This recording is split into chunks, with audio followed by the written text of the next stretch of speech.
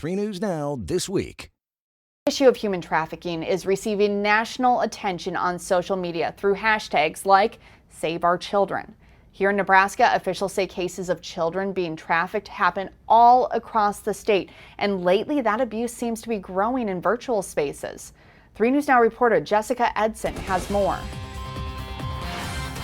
Since 2015, prosecutors in Nebraska have brought 50 cases of human trafficking to court, 30 of which involve child victims. While there are larger operations that bring victims through Nebraska during larger events like the College World Series, it's not just cities like Omaha that are seeing trafficking. The Attorney General said sometimes a victim is trafficked in several small towns throughout the more rural parts of the state. That would be a good example where the federal authorities may not want to expend their resources on a situation in a town in Nebraska less than 1,000 people.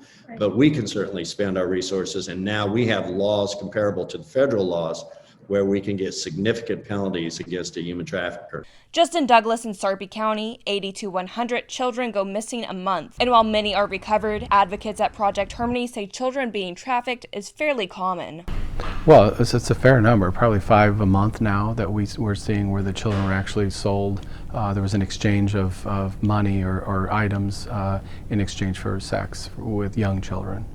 Klein said oftentimes teachers are the ones to report signs of abuse, and the center is hoping this continues while virtual learning occurs. There will be this continued connection with children and their teachers and other adults, so that door, we believe, physically may not be opened. The connection is still going to be there with those children. With more people being online, more child pornography, another form of trafficking, is being reported. On an average month, they would get 700,000 tips a month that would be sent into the National Center for Missing and Exploited Children. And in the month of April and May, that number jumped to 2.4 million tips. Another area of concern is Native American reservations, with nearly 500 cases of missing Indigenous women or children in Nebraska. When this office was doing other work in the area of white clay, that was one of the concerns of information as we were looking at not only the alcohol issue in white clay, but also knowing that young women off the reservation could possibly be trafficked, and that's one of the things we try to investigate. While human trafficking does still occur in Nebraska, the state now ranks at an A when it comes to response and prosecution. Reporting in Omaha, Jessica Edson. Omaha Public Schools will be changing the daily schedules for kindergarten, first grade, and second grade students. They'll continue to learn remotely, but a letter to families says these students will be asked to be online for half of the day. The focus on subjects including reading, writing, and math. Social studies, science, and art will be optional for families during remote learning. It's so the district can offer more breaks to young learners.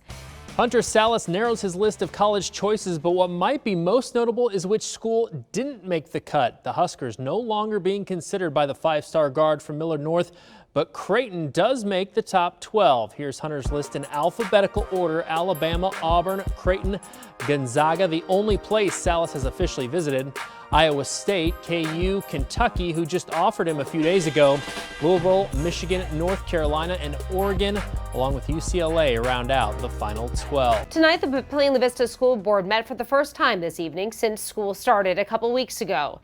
They discussed what's been working and what has not, after a number of cases have already been reported. Reporter Rudolph Snyder has the update. The Papillion-La Vista School Board met for the first time since starting classes a few weeks ago and are already reporting 8 cases in their schools. What we have seen with the verified cases that have occurred in our schools is that they occurred outside of school. But some parents are still worried that this is only the beginning and that cases will continue to quickly rise under the current plan. I see OPS and other districts in the area, and I don't understand why we're sticking with this plan. Of the 8 cases reported, 3 are staff members and the rest students, mostly students at Papillion-La Vista High School. But the board assured that masks are being worn, drop-off and pickup protocols are working, and so fall sports will continue on as planned. Athletics and activities matter. They matter to this community, they matter to this staff, and they've certainly been a hallmark of this school district for a good long time. The first football game is scheduled for this Friday, with social distancing measures in place for those attending. The board has told us before that they do have plans in place to pivot if the case number keeps rising, but for now plan on sticking to the 100% capacity plan. Reporting in Papillion, Rudolph Sinaida, 3 News Now. Officer Jim Severn has been in law enforcement for 16 years. 5 of those years he's been a Bellevue police officer. And during his career, he's made hundreds of stops. One of those happened a few weeks ago. He was training another police officer when he pulled a car over near 36 and Cornhusker for a broken taillight. We approached the vehicle. We noticed there's 3 small children in the back seat. None of them were secured in any type of car seats. The 2 of them were approximately 5, and then I think the other one was about 7. After Officer Keefe got done initially speaking with the driver about the reason he had stopped her, I mentioned about the car seats in the back, and I asked her if she was able to get the car seats, and she was hesitant to answer my questions. And then, after speaking with her for a couple of minutes, I said, don't let your pride, block this next part of the question.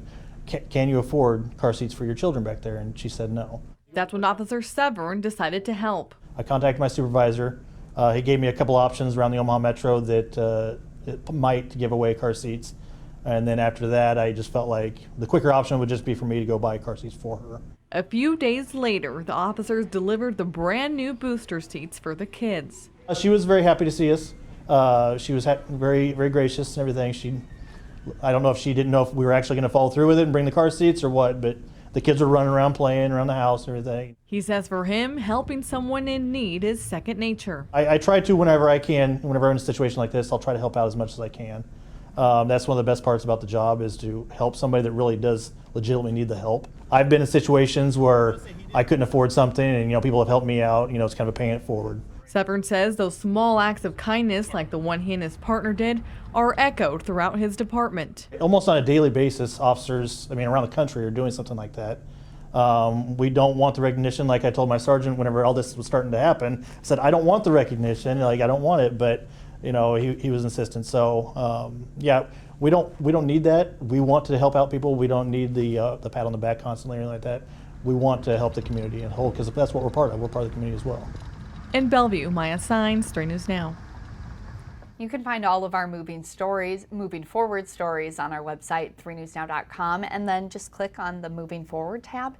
And there's also a place you can let us know if you have a story idea. Stay connected at 3newsnow.com.